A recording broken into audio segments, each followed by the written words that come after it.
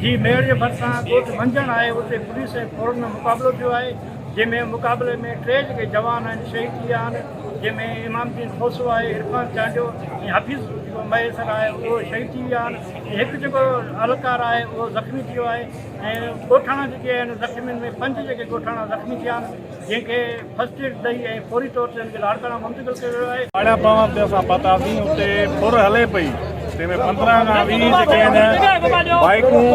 ऐं वेनूं उन्हनि खां फुर करण खां कारुनि खां असांजे वेझे असांखे चऊं हेठि लहो असांजो हेठि लहूं था तकड़ि न कयो सामान वग़ैरह असां हुनखे कढी ॾिनो मोबाइलूं गाॾी में उछलियूंसीं सरेआम तक़रीबन 7 ॼणा हुया फोरू उन्हनि फुर करे हे विया बाड़ा पावर खां जेको साम्हूं हेॾे बिरोही वेठा आहिनि ऐं ॿिया मयसर बि वेठा आहिनि उन तरफ़ विया होॾो बिरोहिनि जेके आहिनि उन्हनि खे गोलियूं हुयूं ऐं हेॾां वरी जेको पुलिस आहे पुलिस बि जेको आहे हिननि खे पंहिंजो पुलिस बि साम्हूं मुक़ाबिलो थी वियो आम्हूं साम्हूं मुक़ाबिलो